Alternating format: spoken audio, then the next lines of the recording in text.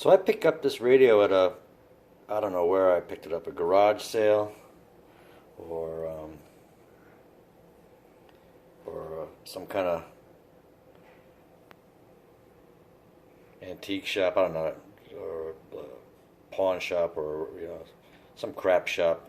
It's a Channel Master Transistor radio. I used to listen to this at work in the 90s, and even then it was old. But I had it in my basement and I hadn't pulled it out in years.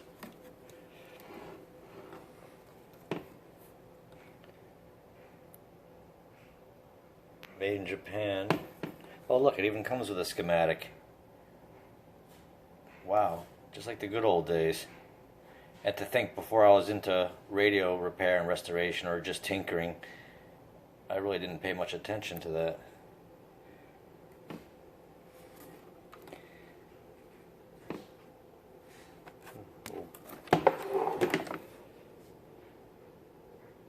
Antenna, little plastic shield to protect the components.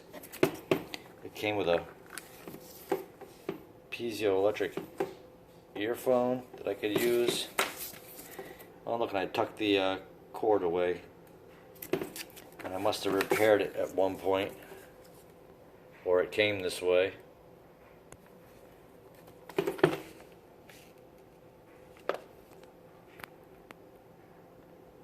Doesn't seem to want to focus. So this has been undisturbed in my basement for years. C batteries, it takes C batteries. Really hard to get a good look in there with all the plastic shielding, but everything is clean and immaculate.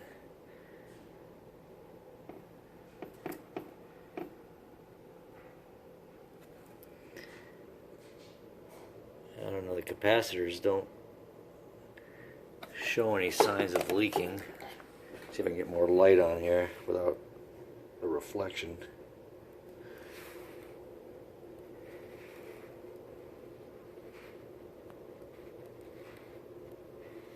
I should probably take this plastic off so you can see better. FM antenna, 300 ohm. I mean, this thing's in fine shape and never been tinkered with. Oh look, a little Pioneer speaker. Channel Master. I'll have to look into this later. 3.5 watts, 60 cycles, of course. I got an AM antenna over here. Looks like there's a two in there, essentially rabbit ears. You pull them both out here. Oh no.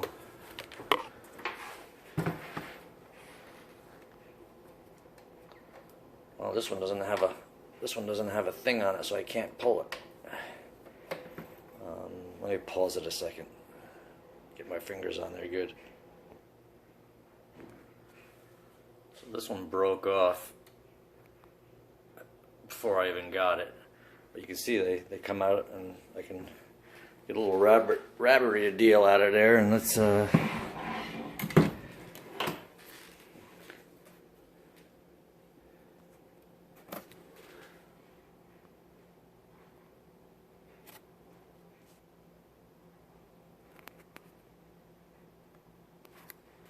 I'm having trouble here.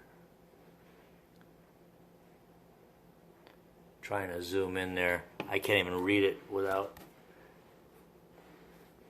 taking my glasses off.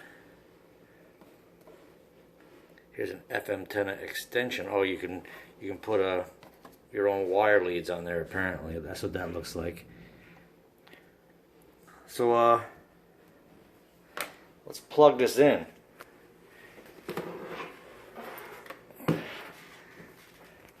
And hopefully it won't ignite.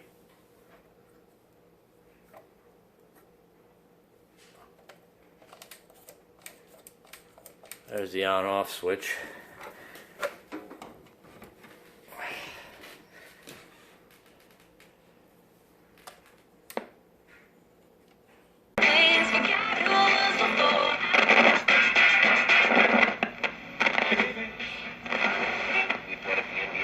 turn. So, what Adam Silver does by saying that makes air temperatures into the upper 50s this afternoon. Not too much wind. Certainly better today than. It became a viral video, and it's a practical joke of sorts. And so here's what's happening with Keandre Miller. Flooded with. This thing now being called Zoom bombing. This thing And pulls in radio stations. So common that the FBI now recommends that anyone conferencing online, some common sense, send the date and time privately through each participant through the mail, and also always. and the best.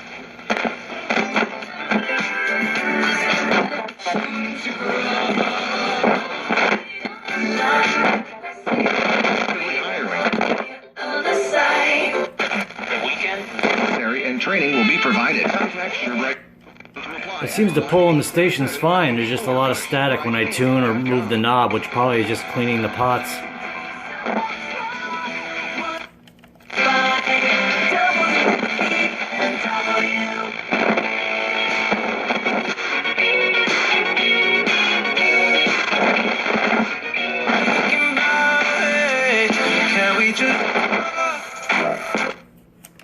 Kilocycles, megacycles. Let's see if I can find a year in here.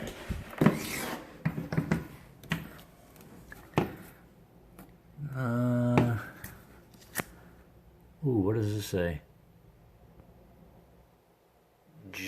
9 July 005. I don't know if that's gonna. Let me see if I can stare at the schematic and get a date somewhere. Well, I can't find a date on this thing. Maybe I'll put it in the title if I go home when I have the internet and can see if it relates to a date. I have the model number. Or if anybody wants to comment, they could tell me what they think. A nice schematic that's really complete, has everything on it. And even back to the old days where you bought the radio locally, and that's from near my hometown, Ellenville, New York. And there's a service fee of $12.75 to work on this thing. I'm going to guess this is the 70s. Certainly not the 80s or 90s when I originally got it. I'm going to guess early 70s, maybe late 60s. Well, I'll put it in the title if I can get the model number to relate, but I'm not going to repair this. It's nice to have a really old radio that's in this good a shape.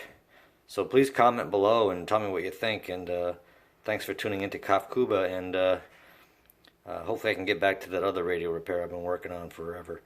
Take care.